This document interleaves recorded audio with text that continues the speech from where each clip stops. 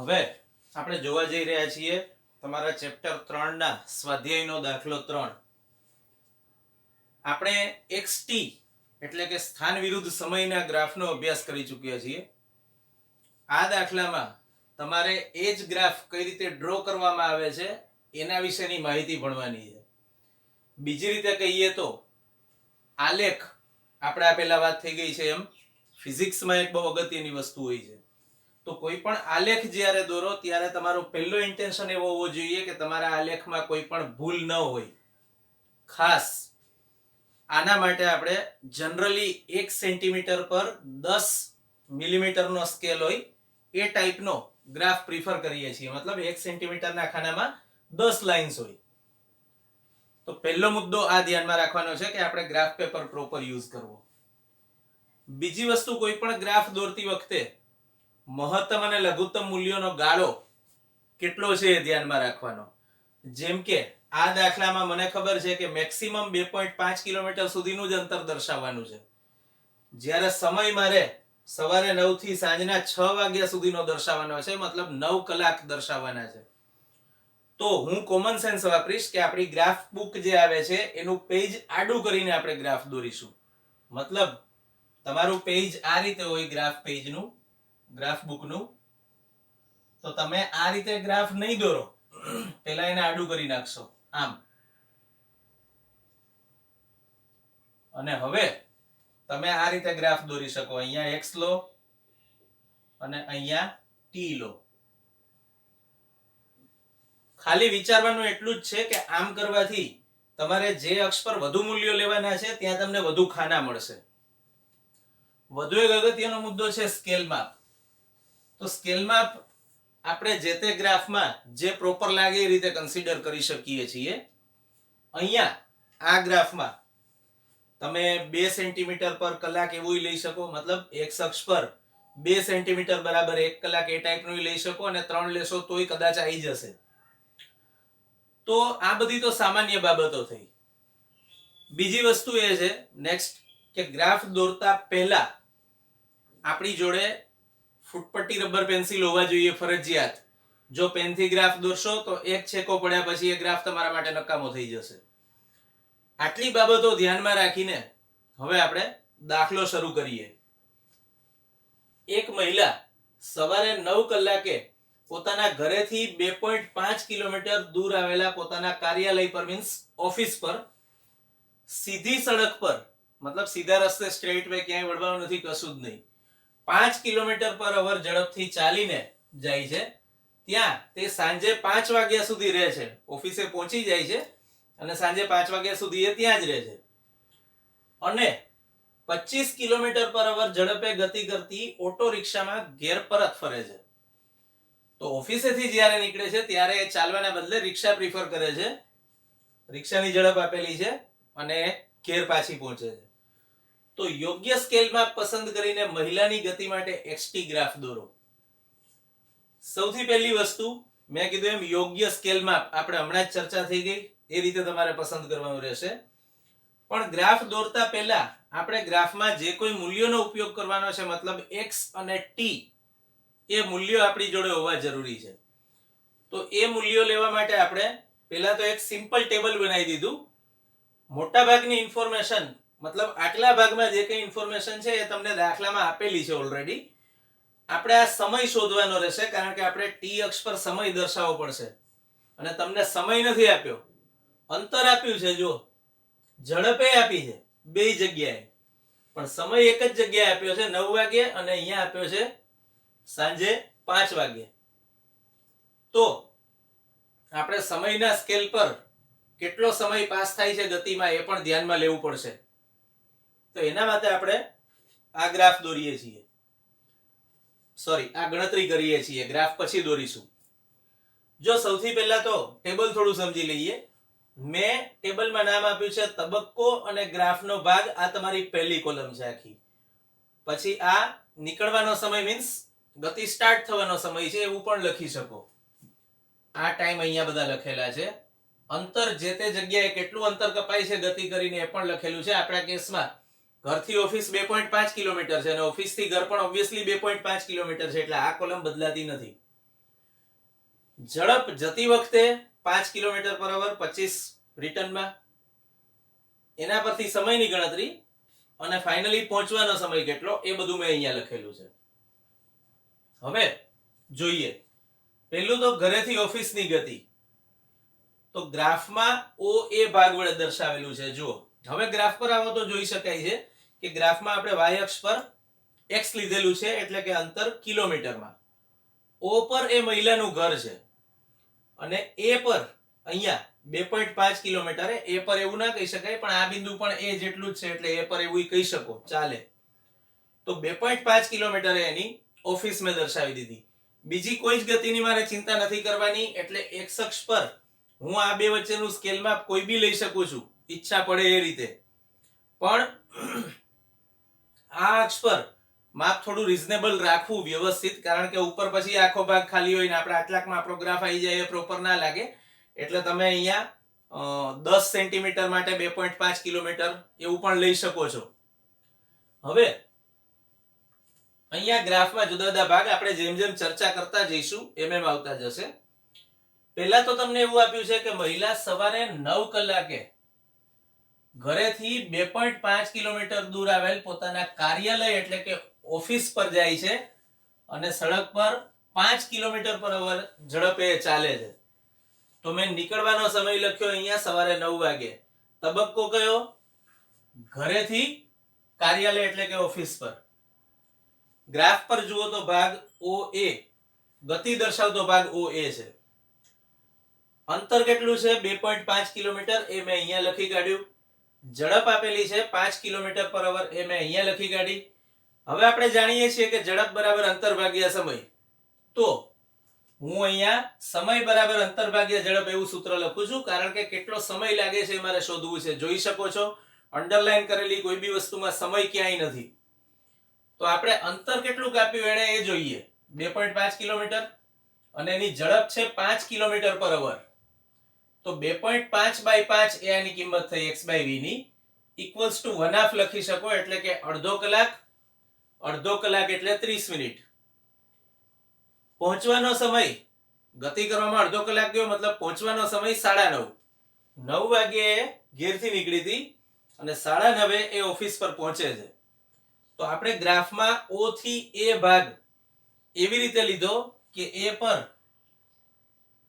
મતલબ કે 2.5 કિલોમીટર અંતરે રહેલી ઓફિસ પર પહોંચવા માટે લાગતો સમય છે 9:30. એટલે મેં અહીંયા 9:30 લખ્યા છે. આ ડોટ 9:30 દર્શાવે છે. બધું બહુ ગીચ ના થઈ જાય એટલા માટે મેં અહીંયા એરો કરીને લખ્યું છે. તમારે પૂરતી સ્પેસ હોય તો તમે અહીંયા પણ 9:30 એવું દર્શાવી શકો છો. AM લખવું ખાસ જરૂરી છે, યાદ રાખજો, સવાર સાંજનો ખ્યાલ રહે એના માટે. તો હવે O થી A એક સ્ટ્રેટ લાઈન દોરી દો.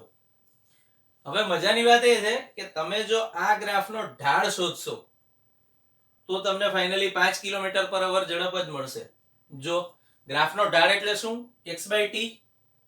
તો x 2.5 અને t કેટલો? 0.5. તો તમને જવાબ મળ્યો 5. જો ઝડપ આપેલી છે 5 કિલોમીટર પર અવર. અને આપણે એવું ભણી પણ ગયા છીએ કે xt ગ્રાફનો ઢાળ શોધવાથી તમને સરેરાશ ઝડપ મળે છે. ધ્યાન રાખજો, આ સરેરાશ ઝડપ નિયમિત ગતિ છે, એટલે તમે સરેરાશ ઝડપ ગણો કે તાત્ક્ષણિક ગણો કોઈ ફરક પડતો નથી. અચ્છા, હવે બીજા પાર્ટ વિશે વાત કરીએ. એ ઓફિસ પર પહોંચે છે અને ત્યાં સાંજે 5 કલાક સુધી રહે છે. મતલબ કે સાંજે 5 કલાક સુધી ઘરથી ઓફિસ અથવા ઓફિસથી ઘરના વિસ્તારમાં કોઈ ગતિ થતી નથી. હા, એ ઓફિસ પર ને ઓફિસ પર સ્થિર છે. તો અહીંયા આપણે ઓફિસ પર A થી B સુધીના સ્થાન દરમિયાન એ સ્થિર છે એવું દર્શાવી દીધું. જો એનું સ્થાન નથી બદલાતું, બિંદુ A ગણો કે પછી બિંદુ B ગણો, એનું સ્થાન એનું એ જળવાઈ રહેશે, મતલબ એ ઓફિસ પર જ છે. તો આપણે આ કોઈ વસ્તુ એમાં લખવાની જરૂર રહેતી નથી. ગતિ જ નથી થતી તો પછી અંતર ને ઝડપ ને સમય ને નીકળવાનો સમય, પહોંચવાનો સમય, આ બધું મીનિંગલેસ થઈ જાય. હવે બીજી વસ્તુ વિચારીએ, ત્રીજી વસ્તુ વિચારીએ. ગ્રાફમાં આ ભાગ હતો AB. હવે એ ઓફિસ પર છે અને સાંજે 5 વાગ્યે ગતિની શરૂઆત કરે છે. 5 PM છે. ગ્રાફ જ્યારે દોરો ત્યારે ખાસ ધ્યાનમાં રાખવાનું કે 12 આગળ પહોંચીને લખવાનું 12 noon, બપોરના 12 વાગે છે. 12 PM કાયદેસર ન લખાય, આપણે લખીએ છીએ, પણ ખરેખર લખવું જોઈએ 12 નૂન. 12 નૂન અને પછી 1 PM મતલબ બપોરના 1 વાગ્યાનો ટાઈમ છે, પછી 2, 3, 4 આ બધા PM માં છે. પણ મારે 6 વાગ્યા પછી વધારાનો સ્કેલ દર્શાવવાની જરૂર નથી, કારણ કે 6 વાગ્યા પછીની કોઈ ગતિની મારે ચર્ચા કરવાની નથી. તો હવે 5 PM એટલે કે સાંજે 5 વાગ્યે એ ગતિ શરૂ કરે છે ઓફિસથી. એટલે આપણે ઓફિસ આગળ બિંદુ B દેખાડ્યું અને આ ડેસ્ડ લાઈન છે એ 5 કિલોમીટર 5 PM દર્શાવે છે, સાંજના 5 વાગ્યાનો સમય. હવે પાછું અંતર તો જેટલું આવતી વખતે કપાયું હતું એટલું જ કાપવાનું છે, મતલબ અહીંયા 2.5 હતું, અહીંયા પણ 2.5. ઝડપ આવતી વખતે કેટલી હતી? 5 કિલોમીટર પર અવર, અને રિટર્નિંગ વખતે રિક્ષા પકડે છે એટલે એની ઝડપ થઈ જાય છે 25 કિલોમીટર પર અવર.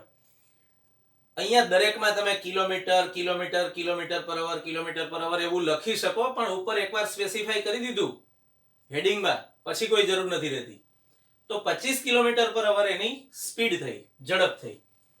હવે સમય બરાબર અંતર ભાગ્યા ઝડપ વાળું સૂત્ર પાછું વાપરીએ. હવે અંતર કેટલું છે? 2.5 કિલોમીટર અને ઝડપ 25 છે, તો 2.5/25 એટલે જવાબ આવ્યો 1/10 અવર, અથવા 0.1 અવર એવું લખી શકો. એને 60 થી ગુણાવવા પડે જો તમારે મિનિટ કરવી હોય તો 10 × 60 એટલે જવાબ આવ્યો 6 મિનિટ. મતલબ કે 5 વાગે ગતિ શરૂ કરી અને 6 મિનિટ સુધી ગતિ ચાલુ રહી, તો ફાઇનલી એ 5:06 મિનિટે ઘેર પહોંચી જશે. એ ગ્રાફમાં ભાગ આપણે BC વડે દર્શાવેલો છે, અહીંયા મેં લખેલું છે. તો BC ભાગમાં 5 to 5:06 PM વચ્ચેની ગતિ આપણે દર્શાવી છે. અહીંથી ગતિની શરૂઆત થઈ અને પૂરી થઈ ક્યાં? અહીંયા. પાછું સેમ રીતે તમે ઢાળ શોધશો તો ઢાળ પરથી તમને જવાબ 25 જ મળશે, હમણાં આપણે જોયું એ રીતે. પણ અગત્યનો મુદ્દો એ છે, થોડું રિકોલ કરાવું. મેં તમને એવું કીધું કે ગ્રાફ આવી રીતે આવે ને તો ઢાળ ધન ગણાય, મતલબ કે અહીંયા ઢાળ ધન છે.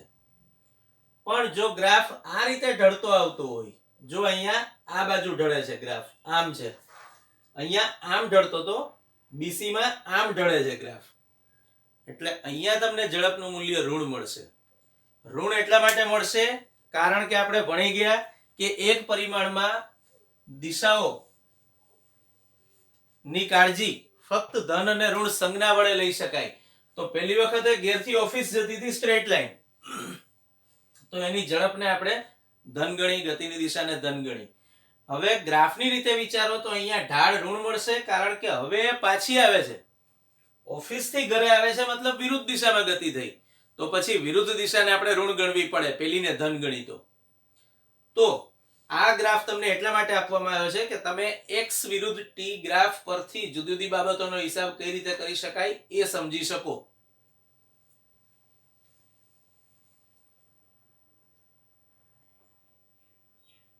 હવે આપણે જોવા જઈ રહ્યા છીએ તમારા સ્વાધ્યાયનો દાખલો 3.4. અગેન xt ગ્રાફ વિશે વાત છે, પણ આ વખતે ગતિ અલગ પ્રકારની છે. પહેલી વખત પેલા બેન હતા જે ઓફિસ જતા હતા, હવે એક દારૂડિયો છે અને રકમમાં એવું આપ્યું છે કે એક દારૂડિયો એક સાંકડી ગલીમાં 5 પગલા આગળ અને 3 પગલા પાછળ ફરે છે, પછીથી ફરીથી 5 પગલા આગળ 3 પગલા પાછળ ફરે છે. આ રીતે તે સતત ચાલતો રહે છે અને દરેક પગલું 1 મીટરનું અને તે માટે લાગતો સમય 1 સેકન્ડ છે. તો આ ગતિ માટે xt આલેખ દોરો. આલેખીય કે અન્ય રીતે નક્કી કરો કે તેની ગતિના પ્રારંભ બિંદુથી 13 મીટર દૂર આવેલા ખાડામાં તે કેટલા સમય બાદ પડશે. આપણે આની પહેલાના દાખલામાં એવું જોયું કે તમે ગ્રાફ પરથી ઘણી બધી માહિતી લઈ શકો છો, પણ હવે આપણે એવું જોવા જઈ રહ્યા છીએ કે ગ્રાફ સિવાયના પણ ઓપ્શન છે તમારી જોડે ગણતરી કરવા માટેના. xt ગ્રાફ તો આપણે દોરીશું, પણ પછી હાલ પૂરતું પહેલા આપણે જે પૂછ્યું છે કે 13 મીટર દૂર આવેલા ખાડામાં પ્રારંભ બિંદુથી 13 મીટર, જ્યાંથી ગતિ શરૂ થઈ ત્યાંથી 13 મીટર દૂર એક ખાડો આવેલો છે, ત્યાં તે કેટલા સમય બાદ પડશે.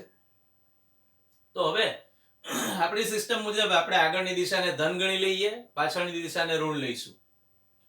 તો જ્યારે 5 પગલા આગળ ચાલે છે અને 3 પગલા પાછળ ચાલે છે, ત્યારે આગળની દિશા ધન લીધી અને પાછળની દિશા ઋણ, એટલે આગળવાળા 5 પગલા +5 ગણાય, પાછળવાળા -3 ગણાય, 3 પગલા જે પાછળ ચાલ્યો હોય, તો ફાઇનલી +2 મળ્યું, +2 મીટર, કારણ કે દરેક પગલું 1 મીટરનું છે. તો આ કપાયેલું અંતર થયું. વધુ એક ધ્યાનમાં લેવા લાયક બાબત આ છે કે આપણે આગળની દિશાને ધન અને પાછળની દિશાને ઋણ લીધી. એનું કારણ એવું છે કે દારૂડિયો સાંકડી ગલીમાં ગતિ કરી રહ્યો છે. તમારે ધારી લેવાનું છે કે એક પારિમાણિક ગતિ છે, દારૂડિયો હોવા છતાં એ સીધી સ્ટ્રેટ લાઈનમાં જાય છે, સેજે ફંટાતો નથી. આવું ધારી લેવાનું છે. અમુક ધારણાઓ હોય ને એવી વિરુદ્ધમાં, જેમ કે 1 મીટર લંબાઈનું પગલું જે વ્યક્તિ સ્ટ્રેટ લઈ શકતો હોય એ દારૂડિયો ના હોય, પણ હવે આપ્યું છે તો છે એવું. હવે સમય કેટલો થયો? સમય તો હંમેશા ધન ગણાય, એના માટે સંજ્ઞા પદ્ધતિ લાગુ પડતી નથી. તો પહેલી વખત 5 પગલા આગળ તરફ અંતર કાપે ત્યારે 5 સેકન્ડ પાસ થઈ. 3 પગલા પાછળ કાપે ત્યારે 3 સેકન્ડ ધન જ ગણાય. તો ટોટલ સમય કેટલો પસાર થયો? 8 સેકન્ડ, કારણ કે દરેક પગલા માટે 1 સેકન્ડ સમય છે. હવે આપણે ત્રિરાશી મૂકીએ કે 2 મીટર અંતર કાપવા માટે સમય 8 સેકન્ડ લાગે છે, તો 8 મીટર અંતર કાપવા માટે કેટલો? 8 × 8/2 64/2 એટલે 32 સેકન્ડ મળ્યું. અહીંયા વધુ એક બાબત ધ્યાનમાં રાખવાની છે કે આપણે 8 મીટર અંતર કેમ લીધું? ટોટલ એક આખો ગાળો પૂરો થાય +5 -3 નો, ત્યારે નેટ અંતર 2 મીટર કપાય છે. તો 2 ના ગુણાંકમાં જ્યારે હું અંતર વિચારું તો પહેલા તબક્કામાં 2 મીટર, બીજામાં 4 મીટર, મતલબ બીજા પછી ટોટલ 4 મીટર, ત્રીજા પછી ટોટલ 6 મીટર, ચોથા પછી ટોટલ 8 મીટર. પણ હવે શું થશે? 5 મીટર આગળ જતો રહેશે, તો 13 મીટરે તો પહોંચી ગયો, એટલે આપણે 8 મીટરે અટકી ગયા. અહીંયા એવું ના લખી શકાય કે 12 મીટર માટે કેટલું, કારણ કે જો તમે 12 મીટર માટે ગણતરી કરશો તો 12 પછી જ્યારે આગળ જશે ત્યારે 17 પર પહોંચી ગયો. તમારે તો 13 મીટર દૂર આવેલા ખાડાની વાત કરવાની છે. એટલે આ એક બહુ સરસ મુદ્દો આ દાખલામાં સમજવાનો છે કે ફિઝિક્સમાં ગણતરીઓ કરતી વખતે ખાલી ફિઝિક્સનું જ્ઞાન હોવું પૂરતું નથી, વ્યવહારિક બુદ્ધિનો પણ ઉપયોગ કરવો પડે. આપણે પાછા ગણતરી પર જઈએ. 32 સેકન્ડ સમય મળ્યો હતો આપણને. પછીની 5 સેકન્ડમાં મેં કીધું એમ 5 પગલા એ આગળ તરફ ચાલે છે, મતલબ 5 મીટર અંતર કપાય છે. તો કુલ ઉપર દર્શાવ્યા મુજબનું 8 મીટર અંતર પ્લસ બીજા 5 મીટર અહીંયા, એટલે ટોટલ 13 મીટર અંતર કપાયું. અને કુલ સમય કેટલો? ઉપર દર્શાવ્યા મુજબ 32 સેકન્ડ અને બીજી 5 સેકન્ડ એટલે કે 37 સેકન્ડ. તો તમે એવું કહી શકો કે 13 મીટર અંતરે આવેલા ખાડામાં તે 37 સેકન્ડ સમય બાદ પડશે.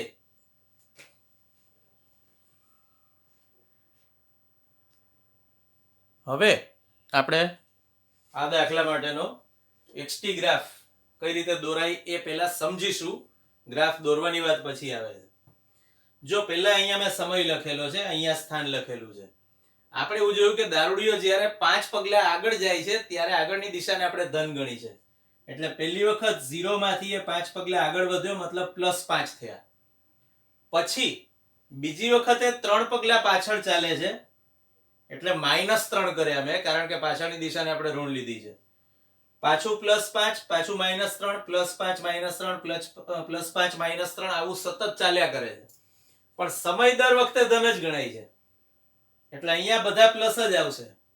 અહીંયા 5 વાળું પ્લસ, 3 વાળું માઇનસ, અહીંયા બધા સમય તો દરેક પગલા માટે જે લાગે છે હંમેશા ધન ગણાય છે.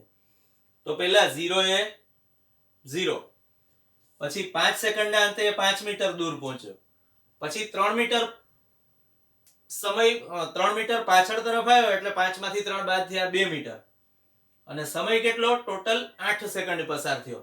એન્ડ સો ઓન આપણે બધા રીડિંગ્સ લખતા જઈએ. યાદ એવું રાખવાનું કે 13 મીટરે ખાડો પહોંચે ત્યારે સમય કેટલો થાય છે? 37 સેકન્ડ. હવે તમને ક્વેશ્ચનમાં એવું કહેવામાં આવ્યું છે કે આલેખીય રીતે અથવા અન્ય કોઈ રીતે. તો અન્ય રીતે તો આપણે નક્કી કરી નાખ્યું પહેલી વખતમાં, જે મેં અહીંયા એક્સપ્લેનેશન હમણાં આપ્યું હતું એ મુજબ. પણ હવે આલેખીય રીતે કઈ રીતે નક્કી થાય એ, અને XT આલેખ દોરવાનું જે કીધું હતું, તો મેં XT આલેખ લીધેલો છે અહીંયા. પાછું તમને મેં આપેલા સમજાવ્યા એ રીતે યોગ્ય રીતે ગ્રાફ પર સ્કેલની પસંદગી કરવી, x આપણે મીટરમાં લીધો છે અને t સમયમાં લીધો છે, સેકન્ડમાં લીધો છે, y અક્ષ પર લીધો છે. હવે હું આ બધા રીડિંગ દેખાડતો જાઉં છું અહીંયા ગ્રાફ પર. જેમ કે પહેલું રીડિંગ છે 0 એ 0, મતલબ ગ્રાફ અહીંથી શરૂ થયો. પછીનું રીડિંગ 5 5 માટે, જે જોઈ શકો છો અહીંયા છે. એ જ રીતે એના પછીનું સમય 8 સેકન્ડ અને અંતર 2 મીટર. તો આ 8 સેકન્ડ સમય લીધો અહીંયા અને 2 મીટર અંતર લીધું અહીંયા, જ્યાં ક્રોસ થાય ત્યાં આ બિંદુ મૂક્યું. પછી એ જ રીતે 13 સેકન્ડ સમય અને સ્થાન 7 મીટર પર. તો 13 સેકન્ડ સમય અને સ્થાન 7 મીટર, એ બિંદુ આ છે. આવી રીતે તમે બધા બિંદુઓ આગળ દેખાડતા જાઓ. 16 એ 4, 21 એ 9, 24 એ 6. તો આ બધા જો 16 એ 4, 21 એ 9, 24 એ 6, પછી 29 એ 11, 32 એ 8. આ 29 એ 11 અને 32 એ 8 વાળા બે રીડિંગ. અને છેલ્લે 37 સેકન્ડ માટે 13 મીટર અંતર કપાઈ ગયું, મતલબ ખાડો આવી ગયો. તો વ્યક્તિ જે પીધેલો ફરે છે એ વ્યક્તિ 37 સેકન્ડે 13 મીટર દૂર આવેલા ખાડા પર પડશે. વધુમાં તમારે પ્રોપરલી સ્કેલ દર્શાવવો હોય હજુય, તો અગેન અહીંયા બધું ગીચ ના થઈ જાય એટલા માટે મેં આવું કર્યું છે. તમે આવું કરીને અહીંયા દર્શાવી શકો છો 5 સેકન્ડ. એ જ રીતે અહીંયા એરો કરીને દર્શાવી શકો છો 13 સેકન્ડ. અહીંયા એરો કરીને લખી શકો છો 21 સેકન્ડ. એ જ રીતે અહીંયા એરો કરીને લખી શકો છો 29 સેકન્ડ. અને આ બધા દર્શાવો કે ના દર્શાવો, આ ફરજિયાત દર્શાવવું પડશે, જેથી કરીને ખબર પડે કે 37 સેકન્ડના અંતે દારૂડિયો ખાડામાં પડે છે. અહીંયા એવું લખવું હોય તો લખી શકો 13 મીટર પાસે ખાડો. તો આપણે આ ગતિ માટે xt ગ્રાફ જોયો. આપણે હવે બીજા થોડા વધુ દાખલાઓ વિશે પણ વાત કરીશું. તમારા ચેપ્ટર 3 ના સ્વાધ્યાયનો દાખલો 3.11.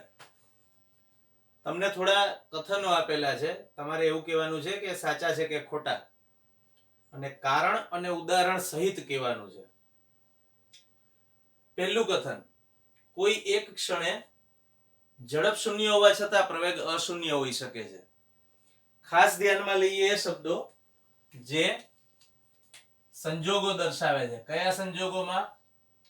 કણની એક પરિમાણિક ગતિ માટે. તો કણની એક પરિમાણિક ગતિ માટે શું એવું બની શકે કે કોઈ એક ક્ષણે તેની ઝડપ શૂન્ય હોવા છતાં પ્રવેગ અશૂન્ય હોઈ શકે છે? હા, બની શકે.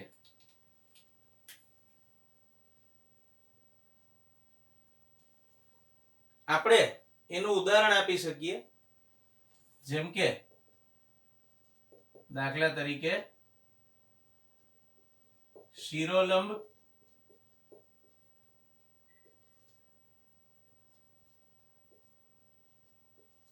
ઉર્ધ્વ દિશામાં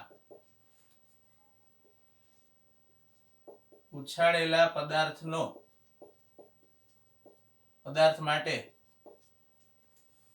મહત્તમ ઊંચાઈએ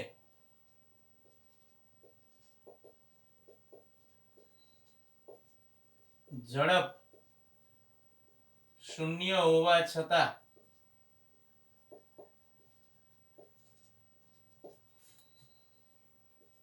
ગુરુત્વ પ્રવેગ હાજર છે.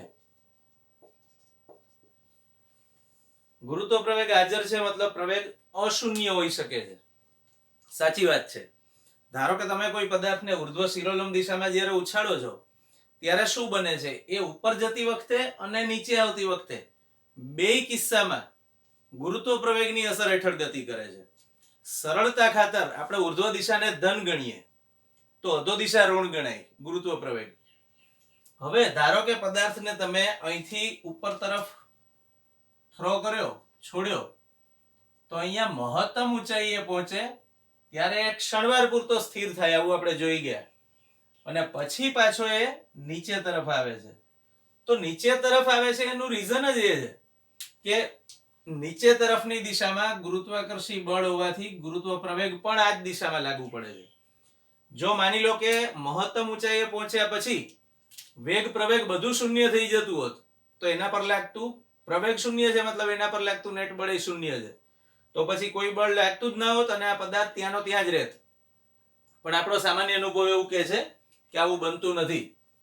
બરાબર. તો મહત્તમ ઊંચાઈએ રહેલા પદાર્થ માટે જો કણ એક પરિમાણિક ગતિ કરે છે, ધ્યાન રાખજો, આપણે શિરોલંબ ઉર્ધ્વ દિશામાં ઉછાળ્યો છે, મતલબ ધન દિશામાં ગતિ થઈ, પાછો ફરે ત્યારે ઋણ દિશામાં, પણ સમગ્ર ગતિ દરમિયાન નિશ્ચિત સમયે એટલે કે મહત્તમ ઊંચાઈએ પહોંચે ત્યારે એની ઝડપ શૂન્ય થઈ જાય છે, પણ ગુરુત્વ પ્રવેગ તો હાજર છે જ. એટલે આ કથન સાચું છે એવું તમે કહી શકો છો.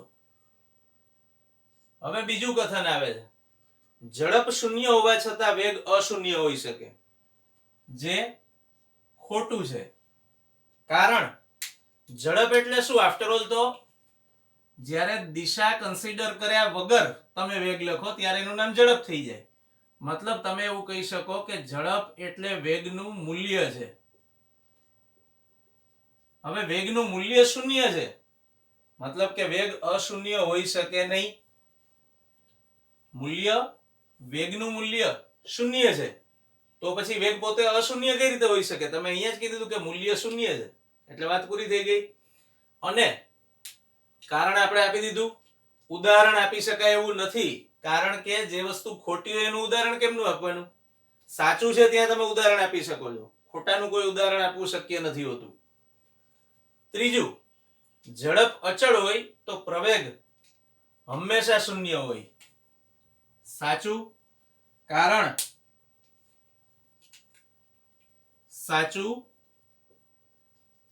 કારણ કે કણની એક પરિમાણિક ગતિ માટે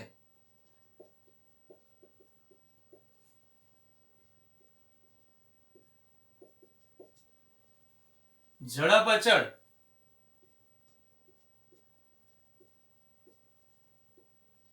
એનો અર્થ એ છે કે વેગના મૂલ્યમાં કોઈ ફેરફાર નથી થતો, ઝડપમાં કોઈ ફેરફાર નથી થતો.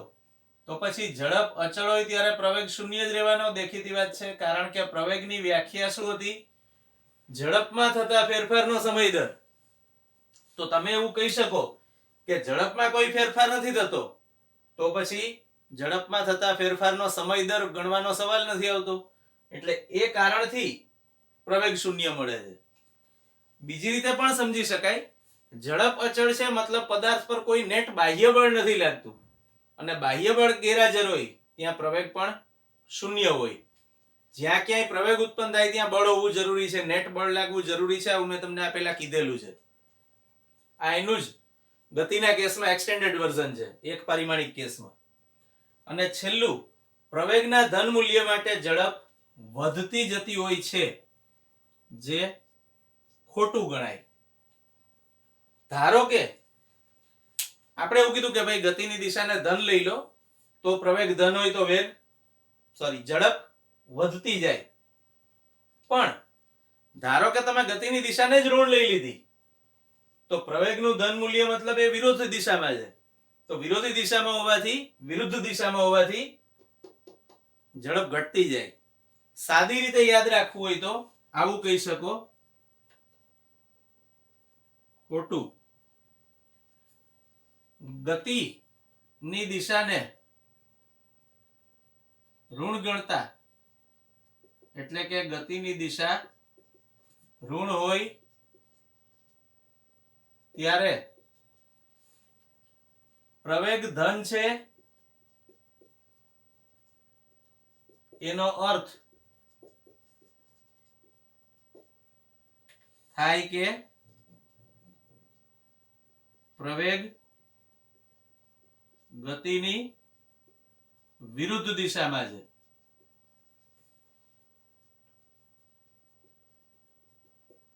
અને એ જ કારણથી ઝડપ ઘટતી જતી હોય. પાછું આપણે પહેલી વખતમાં જે ઉદાહરણ કન્સિડર કર્યું છે એ જ ફરીથી કન્સિડર કરીએ. ઉદાહરણ આપણે આપવાનું છે ને, આપણે હજુ સુધી તો સાચું છે કે ખોટું એ કીધું અને એનું કારણ લખ્યું. ઉદાહરણ તરીકે આપણે શિરોલંબ ઉછાળેલા પદાર્થ માટે વાત કરીએ તો શિરોલંબ ઉછાળેલા પદાર્થની ગતિની દિશાને હું ઋણ લઈ લઉં છું. મતલબ કે આ દિશા ધારો કે શિરોલંબ ઉછાળેલા પદાર્થની ગતિની દિશા ઋણ છે, તો મેં કીધું એમ આના પર સતત ગુરુત્વ પ્રવેગ લાગે છે જે અધો દિશામાં છે, જે ધન ગણાય. તો જુઓ, પ્રવેગના ધન મૂલ્ય માટે ઝડપ વધતી જતી હોય છે. એ કથન અહીંયા ખોટું પડ્યું. પ્રવેગ ધન હોવા છતાં આપણો સામાન્ય અનુભવ એવું કહે છે કે જો આ દિશાને હું ઋણ ગણી લઉં તો પ્રવેગ ધન હોવા છતાં જેમ પદાર્થ ઉપર જાય એમ એનો વેગ ઘટતો જાય, એની ઝડપ ઘટતી જાય. તો આવું હંમેશા થવું શક્ય નથી. સાદી સમજ માટે તમે એવું કહી શકો કે જો પ્રવેગ અને વેગ બંને એક જ દિશામાં હોય તો વેગનું મૂલ્ય વધતું જાય. તમને એની દિશા ધન લેવી છે તો ધન લો, બંનેની દિશા ઋણ લેવી છે તો ઋણ લો. પણ જો બંનેની દિશા પરસ્પર વિરુદ્ધ હોય તો વેગનું મૂલ્ય એટલે કે ઝડપમાં ઘટાડો થાય. પ્રવેગ ધન હોય પણ તમને વેગની દિશા વિશે કોઈ માહિતી નથી આપી, તમે વેગની દિશા ઋણ લઈ લો તો પ્રવેગ ધન હોવા છતાં પણ બની શકે કે ઝડપ ઘટતી જતી હોય. હવે એના પછીના દાખલા પર જઈએ. સ્વાધ્યાયનો દાખલો 17. આકૃતિમાં કોઈ કણની ગતિ માટે x વિરુદ્ધ t ગ્રાફ દર્શાવેલ છે, મતલબ સ્થાન વિરુદ્ધ સમય ગ્રાફ તમને દર્શાવેલ છે. શું તેના પરથી કહી શકાય કે t લેસ ધેન 0 માટે કણ સુરેખ માર્ગે અને t ગ્રેટર ધેન 0 માટે પર્વલય માર્ગે ગતિ કરે છે? જો ના, તો આ ગ્રાફ માટે યોગ્ય ભૌતિક સંદર્ભ એટલે કે દ્રષ્ટાંત સૂચવો. જો સૌથી પહેલી વાત, ગ્રાફ થોડો ધ્યાનથી જોજો.